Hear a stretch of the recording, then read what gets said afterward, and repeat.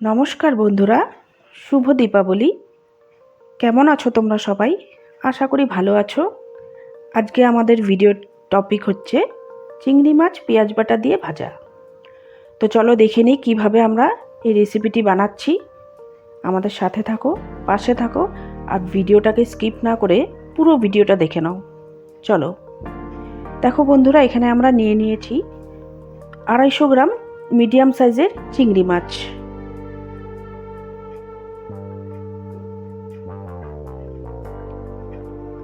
এখানে আমরা কড়াইটা গ্যাসের ফ্লেমে বসিয়ে দিচ্ছি।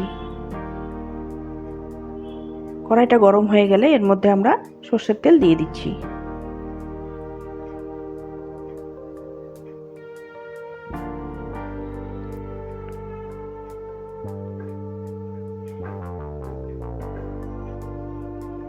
স্টিমটাকে বাড়িয়ে দিতে হবে, তাহলে তেলটা গরম হয়ে যাবে। তেলটা আমাদের গরম হয়ে গেছে। এখানে আমরা চিংড়ি মাছগুলোকে আগে থেকে লবণ আর হলুদ মেখে রেখে দিয়েছিলাম। এবারে এগুলোকে লাল লাল করে ভেজে নিতে হবে।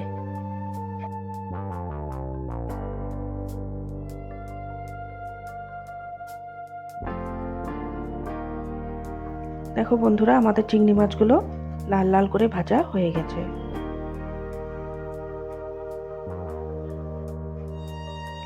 এবারে আমরা এই তেলের মধ্যে আগে থেকে বেটে রাখা মশলাগুলো দিয়ে দেব।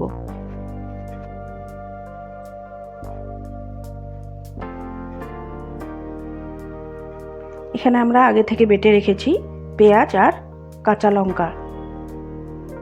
এগুলো এবারে কড়াইতে দিয়ে দিচ্ছি।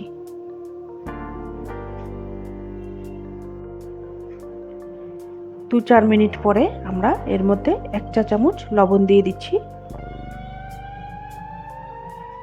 1 চা চামচ হলুদের গুঁড়ো দিয়ে দিচ্ছি,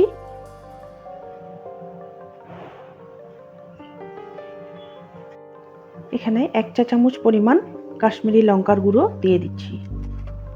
এবারে উপকরণটিকে ভালোভাবে নেড়েচেড়ে মশলাটাকে কষিয়ে নিতে হবে।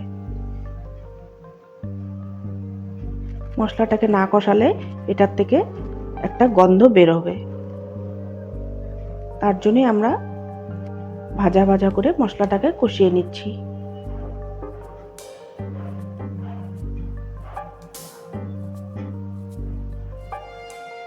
এখানে দেখো বন্ধুরা, আমাদের মশলাটা কষে রেডি। এর থেকে সুন্দর তেল বের হওয়া শুরু হয়ে গেছে।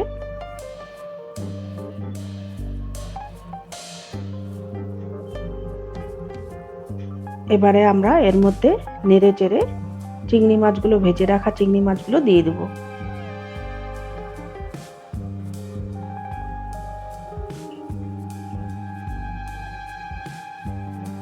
এবারে আমরা চিংড়ি মাছগুলো দিয়ে দিলাম।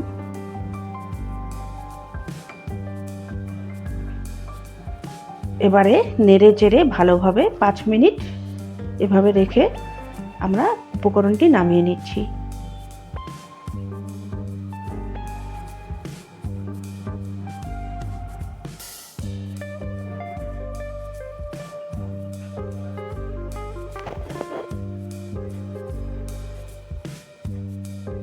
দেখো বন্ধুরা, আমাদের উপকরণটি রেডি।